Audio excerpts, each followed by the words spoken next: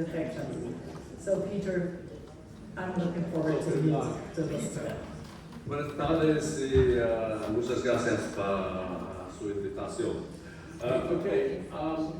I think the proposition of GSM and vulnerability to STIs is so obvious that it hardly needs discussing. I mean, the biological plausibility is there. Now, at the start, these are my declarations. I have no conflicts of interest except with the previous government of my own country, which is why I moved to France and why I also occasionally conflict with them about the poor supply of hormones in the UK, which is getting better. So, to come back to biological plausibility, from the histology that Katrin showed us earlier, it's obvious with the thin epithelium that must be much more vulnerable. But the actual evidence is very poor indeed for higher rates of infection in women with actual GSM. So if you actually put a search into PubMed for vulvar atrophy or whatever Pedro wants to call it, and I agree with you actually, you can put the whole thing in, absolutely nothing comes up.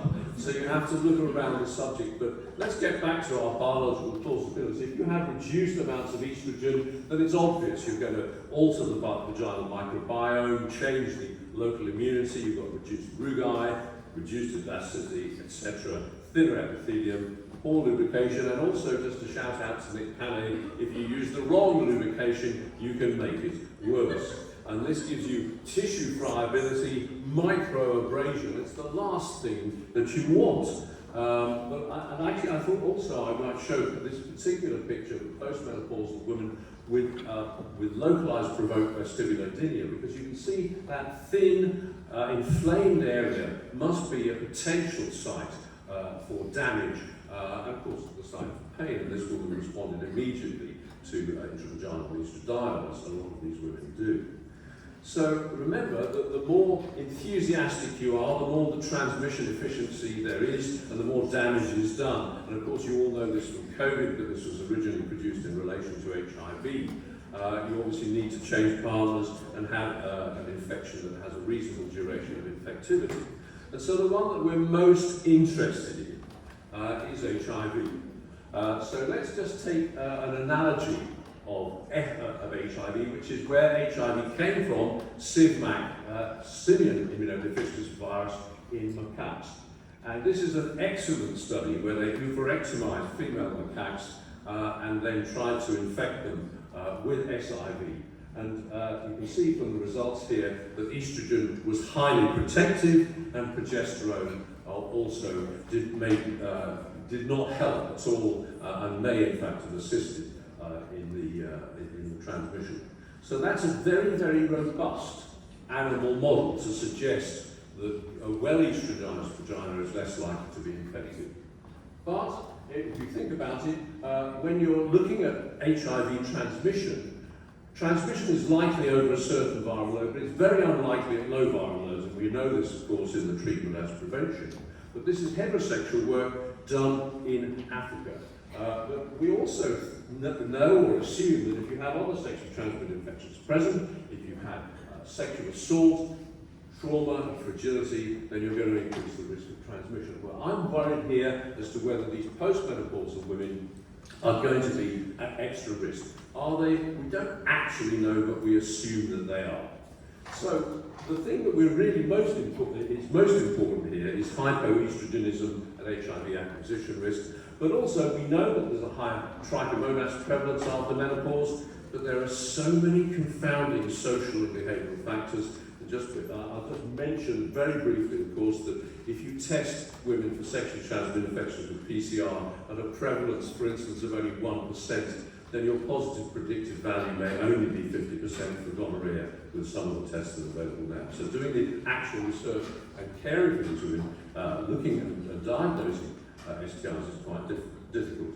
So that's our most important point, but I'm just going to start with trichomonas prevalence after menopause. We go to Italy, a place where they have very good quality hormonal health care, as we know from Andrea Genizzani and Rossella Nappi and many, many others. And this is the prevalence of infections pre-menopause. And postmenopausal, these women seem to be getting much more interesting activity. They have less candida, but a lot more trichomonas. So what have they been doing? Well, maybe they've been enthusiastically having more sex, or maybe it's actually just the fact that the lack of estrogen is affecting the microbiome. No, but I'd like to think it's because Italian women are having more sex, but it's not just Italian women, it's British women as well, and we know that they're not just having more sex, they're actually having more sexually transmitted infections, they're doubling in diagnosis, and look, when that research was done, the rates continue to go up in the older age groups, and there's a very good reason for it. Because if you think of the sort of women we're dealing with, the confounding factors, if you like, the women who are middle-aged don't like the term middle-aged, they prefer middle youth, such as a classic example here. Now this woman is now considerably older, but think also of the sort of men that she's likely to bump into of her own age. So this is keeping it up in the 60 to 85-year-old generation. What's also important about these generations is that they've lived through big changes in sexually transmitted infections over the last 30 years or so. Remember that there was very, very little other sexually transmitted infections around when people were very frightened about getting HIV. It becomes treatable and suddenly syphilis, for instance, takes off. Just using this as an example. And then something happens around 2009, 2010, and it all goes mad. And let's have a little look. Sorry, what's happened there? I've pressed the wrong button, yes. Oh, yes. Sorry. Let's have a little look at this area here. What's changed is dating apps. Not just Grindr, obviously Grindr for syphilis and men who have sex with men, but Tinder as well. And the dating apps have made a bigger difference to sexually transmitted infections in all sexualities than the pill made to heterosexuals in the 60s.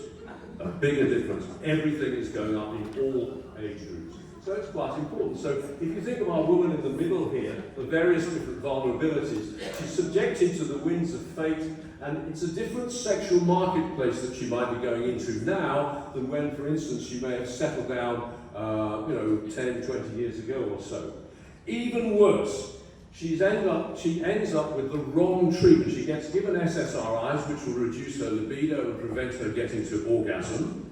And she gets misinformation about HRT, which means she has less HRT care. And if she's getting less HRT care, then she's going to get less good health in her genital tract, the GSM or VVA or whatever you want to call it. But not only that, her brain isn't going to be cared for quite so well. She's going to get mood issues, libido issues, and anhedonia. There's this concept I just wanted to amplify here. Anhedonia, literally in Greek, means lack of joy. And so many women complain of that if they don't get the hormonal support that they need. And I think that and lack of libido are the primary risks for relationship breakdown. So you put all this lot together, poor quality HRT care ends up in relationship breakdown. And I think we can do something about that, and we need to. But if the relationships break down, who are these people going to meet back in the sexual marketplace? Well, we know that the highest rate of late HIV diagnoses with the lowest CD4 counts happens in people who are in their 40s and 50s and older. And it's not just anybody. The people who are most at risk are men who have sex with women, in other words, heterosexual men, where 2/3 of them present with late-stage disease, and therefore they are more infectious than anyone else. We know from the most recent European data that most HIV transmission nowadays occurs amongst heterosexuals, and mostly amongst older heterosexuals. So they're most at risk. And if we now actually use shall we say, a surrogate marker for GSM, we'll look at progestogenic contraception. There's lots of material and work on this. And if you look at this, the basic science papers, the epithelium is thin. The CD4 receptors sit at the basal layer of the epithelium, so they're closer to the surface and they are more heavily presented. And the more information there is, the more CD4 receptors, which is the receptor that takes HIV, you are more prone to, or more likely to be infected. Theoretically, that is. So what about putting it into action? There have been many papers on Depo, Provera, and an increase in HIV acquisition risk, but they're all observational. This is a particularly good paper that looks at an increased risk of transmission when bacterial vaginosis is present, if you like, as an adjunctive effect. But a very recent meta-analysis and review in the BMJ has looked at this RCT. There's one RCT at the bottom that doesn't show an increase, that apparently doesn't show an increased risk with Depo. And that's actually very important because WHO has changed its policy and has downplayed the need for condoms and suggests instead perhaps women who are using Depo, Provera, that they might use PrEP if the prevalence of HIV is more than 3%. Now this has come in for tremendous amounts of criticism. And there's a really elegant editorial in the BMJ that I advise anybody to read when you're looking at this new advice from the WHO. The bottom line here is that a large number of senior women in Africa were saying, it seems clear to us that for African women and girls, it has been decided by WHO that pregnancy is worse than an HIV infection. So I don't think there's much ethical appetite, if you like, for RCTs nowadays. There are well-known means of preventing HIV, and these women should have been on that prevention rather than being left to be possibly infected. So here's a few take-home messages. I think the poor plausibility that GSM causes extra vulnerability to STIs is so strong that we just need to get on with it and stop worrying about the minor details, or stop worrying, in fact, about whether somebody's going to do an RCT. So women of this appropriate age, should we say, middle youth women, are certainly at increased STI risk for all sorts of different reasons, and they certainly need better care of GSM and better care for HRT. Also, the men that they are likely to meet, if they choose to take men of similar vintage, unless they take younger men, of course, they might do that if they want, but if they take middle youth men, those are the men with the highest HIV source of transmission risk. We have a very strong and robust animal model that estrogen is protective, and the RCTs, well, I think I would put it to you that it's probably unethical to do an RCT. And so my sort of real take-home message is that we should just be offering women the best possible GSM care that we can possibly do. So basically, just do it. Muchas gracias.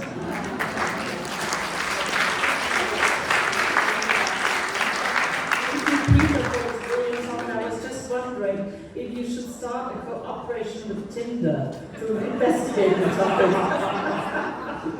No, it's already been proven that the dating apps are the primary reason we have much higher rates of sexually transmitted infection. If you think about it, it's actually down to Uber. Remember how difficult it was to get a taxi many years ago? Nowadays with Uber and the app, it's easier to get a ride. And it's the same thing for new partners, regardless of your sexuality.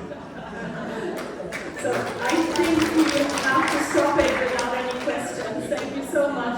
That was a brilliant closure of, I think, very interesting session. I leave my co-chair here because he's really the next one. And I say, have a nice conference.